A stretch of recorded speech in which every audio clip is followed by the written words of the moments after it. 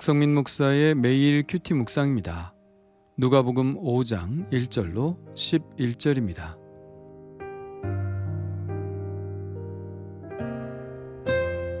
무리가 몰려와서 하나님의 말씀을 들을새 예수는 게네사렛 호숫가에 서서 호숫가에 배 두 척이 있는 것을 보시니 어부들은 배에서 나와서 그물을 씻는지라. 예수께서 한 배에 오르시니 그 배는 시몬의 배라. 육지에서 조금 떼기를 청하시고 앉으사 배에서 무리를 가르치시더니 말씀을 마치시고 시몬에게 이르시되 깊은 데로 가서 그물을 내려 고기를 잡으라. 시몬이 대답하여 이르되 선생님, 우리들이 밤이 새도록 수고하였으되 잡은 것이 없지만은 말씀에 의지하여 내가 그물을 내리리이다 하고, 그렇게 하니 고기를 잡은 것이 심히 많아 그물이 찢어지는지라.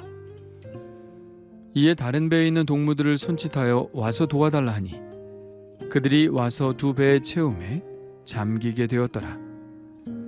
시몬 베드로가 이를 보고 예수의 무릎 아래에 엎드려 이르되 주여, 나를 떠나소서, 나는 죄인이로소이다 하니, 이는 자기 및 자기와 함께 있는 모든 사람이 고기 잡힌 것으로 말미암아 놀라고 세베대의 아들로서 시몬의 동업자인 야고보와 요한도 놀랐습니다.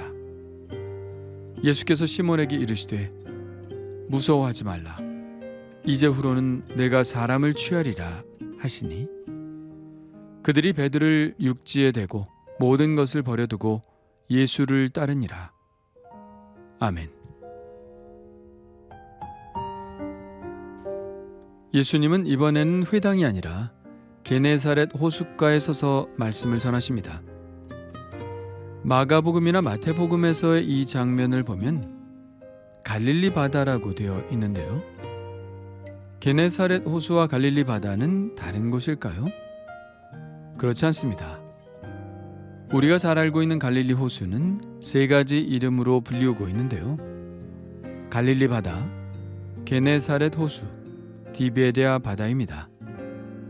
갈릴리 바다는 해수면으로부터 약 209m가량 아래에 있는 지구상에서 가장 낮은 곳에 위치한 민물 호수입니다.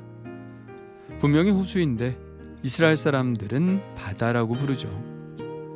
남북의 길이가 21km, 동서는 11km, 넓이가 165제곱킬로미터나 되는 거대한 호수이기 때문입니다. 갈릴리라는 이름은 히브리어 갈이라는 말과 관계가 있습니다. 히브리어로 갈은 둥근 것을 의미합니다. 갈릴리 바다의 모양이 둥글기 때문에 지어진 이름이 갈릴리죠. 그리고 게네사렛이라는 이름은 갈릴리 바다의 모양이 키노르, 즉 수금 모양과 같다고 해서 붙여진 이름입니다. 요즘은 바이올린을 키노르라고 부릅니다.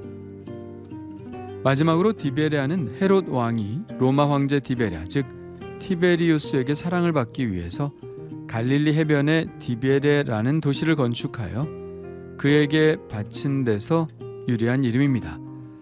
즉 디베랴 도시 앞에 있는 바다이기 때문에 디베랴 바다라고 부르는 것이죠. 마침 호숫가에 배가 두 척이 있었고 어부들은 일을 마치고 그물을 싣고 있었습니다. 예수님은 그중 한 배에 오르셔서 해변에 있는 사람들에게 말씀을 전하셨는데 그 배는 시몬의 배였습니다. 말씀을 마치시고 예수님은 시몬에게 깊은 데로 가서 그물을 내려 고기를 잡으라고 하셨죠.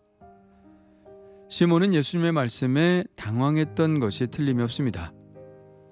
지금은 고기를 잡으러 갈 때가 아니라 집으로 가서 쉬어야 할 때이기 때문입니다. 애써 그물까지 다 씻어 놓았는데 다시 그물을 내려 고기를 잡으라니요. 그래서 시몬은 이렇게 말합니다. 선생님, 우리들이 밤이 새도록 수고하였으되 잡은 것이 없지만은. 이것은 매우 상식적인 말입니다. 보통 사람들은 이 수준에서 생각하죠. 그러나 시몬은 여기서 한 걸음 더 나아갔습니다. 믿음의 말을 내뱉죠. 말씀에 의지하여 내가 그물을 내리리이다 여러 회상에서도 이미 증명된 것이지만 예수님의 말씀에는 권위가 있었습니다. 감히 거역할 수 없는 위엄이 있었죠. 시몬은 그의 배에서 말씀을 전하시는 예수님의 말씀에 이미 많은 감동을 받았던 것 같습니다. 그래서 상식으로 보자면 밤새 고기를 잡았으니 더 잡힐 일이 없고 피곤하니 쉬어야 하는 것이 맞고 그물을 다 씻었으니 귀찮기도 하고 그리고 무엇보다도 바다는 자기가 업으로 잔뼈가 굵은 사람이니 예수님보다는 더 잘 안다고 생각하는 그 생각대로 행동했어야 했습니다. 그러나 베드로는 예수님의 말씀의 권위에 굴복했습니다. 순종했습니다. 그래서 망설임 없이 예수님의 말씀대로 바다로 나갔죠. 그랬더니 놀라운 일이 벌어졌습니다. 밤새 그렇게 힘써도 잡히지 않던 고기가 그물질 한 번에 심이 많은 고기가 잡힌 것입니다. 하도 많아 그물이 찢어질 정도가 되었죠. 그래서 다른 배에 있는 동무들에게 손짓하여 도와달라고 했는데 그럼에도 2배의 고기가 차서 잠길 정도가 되었습니다. 그때 시몬의 눈이 떠졌습니다. 예수님이 진정 누구이신지 알아보게 되었죠. 그래서 그는 예수님의 무릎 아래 엎드렸습니다. 이렇게 말했습니다. 주여, 나를 떠나소서. 나는 죄인이로소이다. 이 말은 그가 눈을 떠서 바라본 예수님이 어떤 존재로 그에게 다가왔는지를 보여주는 말입니다. 글쎄요, 그가 예수님을 하나님이라고 생각했을까요?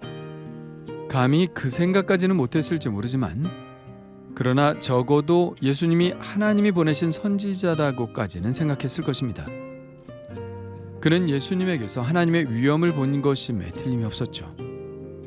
그렇지 않다면 자기가 죄인임을 발견할 수 없었을 것이기 때문입니다. 만일 우리가 하나님 앞에 선다면 이 생각 외에 어떤 다른 생각을 할 수 있을까요? 하나님 앞에서 문제가 되는 것은 오직 죄일 것이라는 것은 우리는 본능적으로 잘 알고 있습니다. 우리도 개인적인 체험으로 하나님을 만날 때면 언제나 생각나는 것이 나의 죄입니다. 회개하지 않고는 그 앞에 설 수 없다는 것을 내 안에 있는 영이 증거하기 때문입니다. 이 시몬의 고백은 진짜 예수님을 떠나시라고 하는 말이 아닙니다. 이것은 거룩하신 분 앞에 자신의 죄에 대한 회개의 고백입니다. 예수님은 이 고백에 대해 어떤 반응을 보이셨을까요? 이렇게 말씀하십니다. 무서워하지 말라. 이제 후로는 내가 사람을 취하리라. 후에 요한복음에서 내 양을 먹이라 라고 말씀하신 예수님의 말씀과 같은 맥락의 말씀이죠. 이 말씀은 우선은 용서의 선언입니다. 내가 아무리 큰 죄인이라도 내가 널 용서했으니 안심하라는 것입니다. 그리고 두 번째는 사명의 선언입니다. 마태복음은 사람을 낚는다는 표현을 썼지만 누가복음은 사람을 취하다라는 표현을 썼습니다. 낚는다는 표현은 비유이지만 취하다는 표현은 더 현실적이죠. 낚는다는 것은 좋은 표현일 수도 있지만 부정적인 의미를 가질 수도 있습니다. 낚여진 고기는 죽으니까요. 실제로 구약의 선지자들은 이것을 심판의 표현으로 자주 사용했습니다. 그러나 취한다는 표현은 죽음으로부터 구원하는 구조의 표현에 더 가깝기 때문에 누가가 이 표현을 쓴 것이라고 생각합니다. 어쨌든 이 말씀은 앞으로 시몬이 감당해야 할 영혼 구원의 미래 비전을 분명하게 제시하고 있는 말씀입니다. 취하리라 라는 표현은 초청이 아닙니다. 할래 말래 하고 물어보는 표현이 아닙니다.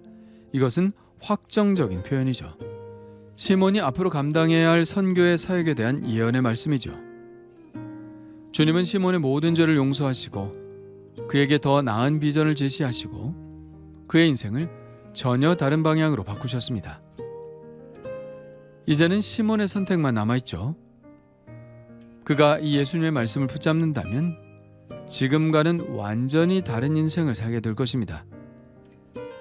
고기를 잡는 인생에서 사람을 구원하는 인생으로 바뀔 것이죠. 자기의 생계를 위해서 일하는 사람에서 하나님의 동역자로 살게 될 것입니다.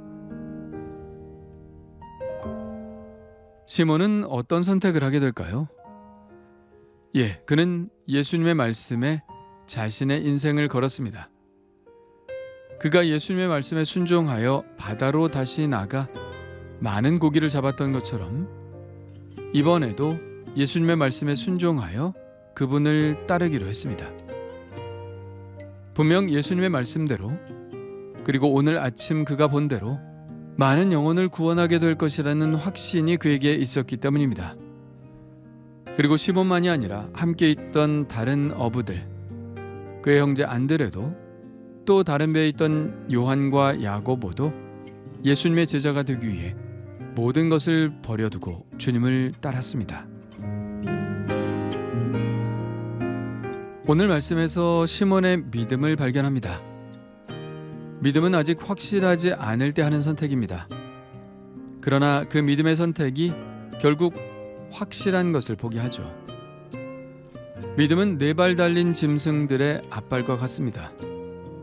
우선 앞발로 내딛죠. 뒷발을 포함한 몸은 아직은 앞으로 나오지 못한 상태입니다. 그러나 믿음의 앞발을 내디딜 때 결국은 뒷발과 몸은 앞으로 전진할 수 있는 것이죠. 우리는 그렇게 앞으로 나아가는 것입니다. 믿음의 앞발을 내딛지 않으면 우리는 앞으로 나아갈 수 없죠. 불확실하지만 믿음의 발을 내딛는다면 우리는 확실한 현실을 맞이하게 될 것입니다. 믿음이 먼저일까, 알미 먼저일까 하는 질문을 많이 합니다. 알아야 믿느냐, 믿음으로 아느냐의 문제죠. 적어도 시몬은 믿음으로 알았습니다. 믿고 그물을 던져보니 그분이 하나님의 거룩한 분임을 알았습니다. 믿음의 앞발을 내딛지 않고는 참된 알무로 나아갈 수 없는 것이죠. 이것이 우리의 믿음의 삶입니다. 확실하지 않아도 믿음으로 내딛으면 그때야 비로소 하나님을 더 잘 알게 되는 것이죠. 그렇게 우리의 믿음은 성장하는 것이고 앞으로 나아가게 되는 것입니다. 확실하지 않으면 안 가겠다는 사람들이 있습니다. 그러나 믿음의 모험을 하지 않는 한 우리는 확실한 그 무엇도 체험할 일이 없을 것입니다. 그렇다면 나는 어떻게 살고 있나요? 믿음의 모험을 하고 있나요? 오늘도 그렇게 믿음의 앞발을 내디딜 준비가 되어 있나요? 주님 감사합니다. 시몬이 다시 그물을 던지지 않았다면, 그가 모든 것을 버려두고 예수님을 따르지 않았다면 주님을 알아볼 수도, 하나님의 그 크신 구원의 경륜에 동참하지도 못했을 것입니다. 주여, 저에게도 시몬과 같은 믿음을 주옵소서. 주님의 음성을 듣게 하시고 주님이 원하시는 것이 무엇인지 잘 알게 하시고 주님이 주신 마음을 따라 믿음의 발을 내딛게 하옵소서. 그래서 지금보다 더 잘, 더 깊이 주님을 알게 하옵소서. 예수님의 이름으로 기도합니다. 아멘.